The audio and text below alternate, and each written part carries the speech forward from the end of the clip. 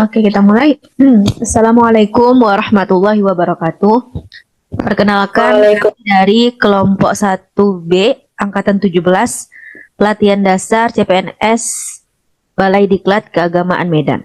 Kami terdiri dari Amalia Rahmah, Debi Adikasma, Ilham Syah, Muhammad Rizky Akbar Siregar, dan Rizky Damayanti. Adapun judul presentasi kami kali ini adalah Analisis Isu Kontemporer. Terkait selanjutnya saya serahkan kepada pemateri. Tempat dipersilahkan. Assalamualaikum warahmatullahi wabarakatuh. Ya, di sini saya akan mempresentasikan mengenai definisi dari isu kontemporer dan judi online. Isu kontemporer adalah pokok masalah yang sedang hangat dibicarakan dan menjadi topik utama di masa sekarang dan dapat berkembang dari berbagai faktor. Kemudian judi online adalah permainan taruhan yang dilakukan secara online atau dengan menggunakan internet. Contohnya adalah poker, mesin slot, dan berbagai jenis judi online lainnya. Adapun latar belakang yang menyebabkan adanya atau terjadinya judi online tersebut, pertama adalah kemajuan dari teknologi, kemudian faktor ekonomi, kurangnya edukasi literasi dari keluarga, kemudian promosi terus-menerus yang ada di media sosial, dan yang kelima adalah kurangnya pengawasan hukum. Selanjutnya saya serahkan ke pemateri berikutnya. Baik, akan saya lanjutkan. Penyebab dari seseorang terlibat dalam judi online bisa bervariasi tergantung dari latar belakang, lingkungan, dan kondisi psikologis masing-masing individu. Namun, secara umum, berikut akan saya bacakan beberapa penyebab utama. Yang pertama yaitu faktor psikologis. Faktor psikologis ini terdiri dari beberapa, yakni ada keinginan cepat kaya, di mana judi online sering menjanjikan keuntungan besar dalam waktu yang singkat. Kemudian adrenalin dan sensasi menang. Nah, sensasi menang ini bisa memicu dopamin atau hormon kebahagiaan sehingga membuat orang ketagihan. Kemudian pelarian dari stres atau masalah hidup, sehingga banyak orang yang berjudi untuk melarikan diri dari tekanan emosional ataupun keuangan. Faktor psikologis berikutnya yaitu kecanduan. Judi ini bisa menjadi kecanduan seperti narkoba ataupun alkohol, apalagi jika tidak disadari sejak awal. Kemudian yang kedua yaitu faktor sosial dan lingkungan. Faktor sosial juga memiliki beberapa faktor. Yang pertama, pengaruh teman atau lingkungan sosial, di mana lingkungan yang permisif terhadap judi dapat mendorong seseorang untuk mencoba. Selanjutnya, kurangnya kontrol atau pengawasan keluarga, terutama pada remaja maupun anak muda. Kemudian, normalisasi di media sosial ataupun internet. Banyak konten yang mempromosikan judi online secara terselubung, misalnya lewat influencer atau streamer. Yang ketiga, faktor ekonomi. Terdiri dari masalah keuangan. Nah, orang dengan tekanan ekonomi bisa tergoda menjadikan judi sebagai solusi cepat.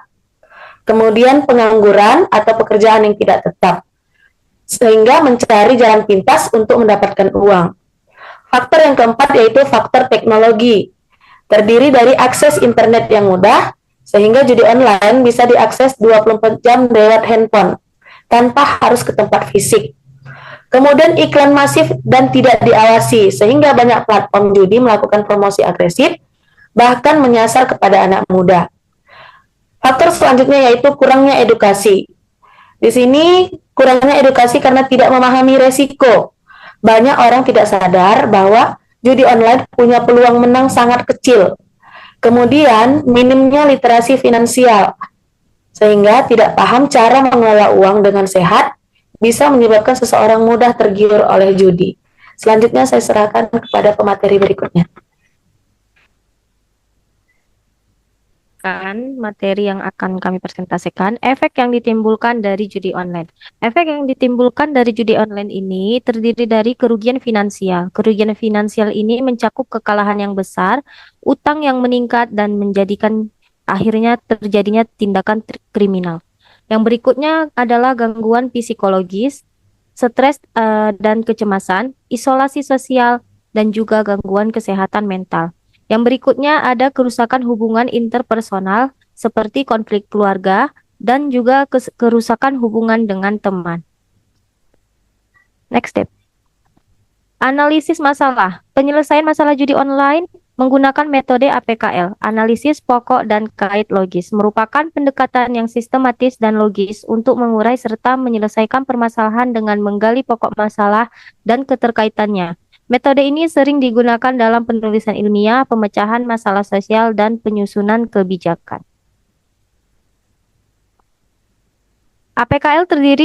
Metode APKL ini terdiri dari 4 langkah utama, yaitu identifikasi pokok masalah, analisis penyebab masalah, analisis dampak masalah, dan yang keempat, usulan solusi kait logis atau tindak lanjut. Berikutnya akan saya serahkan ke pemateri berikutnya. Baik, terima kasih. Akan saya lanjutkan. Dengan menggunakan metode APKL, maka kami dapat mengidentifikasi pokok masalah, yaitu maraknya praktik judi online di kalangan masyarakat, baik dia remaja, dewasa, bahkan yang sudah tua pun berdampak. Analisis penyebab masalah ini adalah yang pertama, kemudahan akses internet teknologi, baik di kota maupun di desa dengan menggunakan smartphone.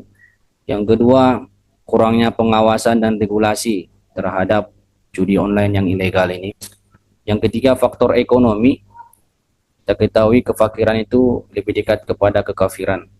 Seterusnya, penyebab masalahnya adalah kurangnya edukasi digital, kemudian minimnya penegakan hukum terhadap pelaku, penyelenggara, dan penyebar konten judi online.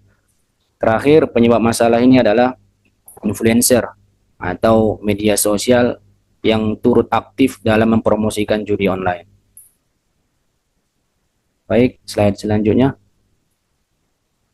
Analisis dampak masalah dari praktik judi online ini tentunya kita ketahui bersama pasti 100% negatif ya. Nah, dampak masalahnya kerusakan ekonomi pribadi keluarga, hutang sana kemari sehingga menyebabkan kemiskinan. Yang kedua, gangguan kesehatan mental, candu, stres, bahkan ada yang membunuh keluarganya sendiri. Yang ketiga, tindak kriminal. Yang keempat, rusaknya moral dan etika generasi muda. Kemudian seterusnya dampak masalah adalah menurunnya produktivitas kerja dan belajar. Terakhir, rusaknya kepercayaan sosial dan hubungan antara anggota keluarga karena sudah menjadi introvert. Usulan solusi yang kami buat adalah yang pertama, penegakan hukum dan regulasi.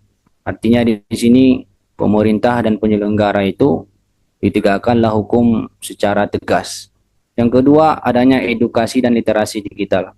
Dipahamkan kepada masyarakat tentang bahayanya judi online dan hukuman yang bisa diberikan oleh pemerintah, bisa dipenjara paling lama 10 tahun, didenda 10 miliar. Solusi yang ketiga adalah peran keluarga dan masyarakat tentunya sangat vital di dalam mendampingi perkembangan generasi muda supaya tidak terlibat dalam judi online. Kemudian solusinya adalah layanan konseling dan rehabilitasi. Tentunya kalau ada yang bermasalah, sudah kecanduan, nah kita perlulah konseling kepada ahlinya. Dan yang terakhir adalah penguatan ekonomi masyarakat dengan pengembangan sumber daya ekonomi yang ada di sekitar kita. Baik, selanjutnya, terima kasih. Demikian presentasi kami ini, saya kembalikan kepada moderator. Baik, demikian presentasi kami. Kesimpulannya adalah judi online menjadi isu kontemporer yang sangat urgent untuk dicarikan solusinya segera. Adapun solusi yang kami tawarkan merupakan solusi yang mampu kiranya untuk mengatasi situasi krisis dari judi online tersebut, seperti penegakan hukum, edukasi literasi digital, peran keluarga dan masyarakat, layanan konseling, serta penguatan ekonomi masyarakat. Terima kasih atas perhatiannya. Kami dari kelompok 1 Angkatan 17 mengucapkan terima kasih. Assalamualaikum warahmatullahi wabarakatuh.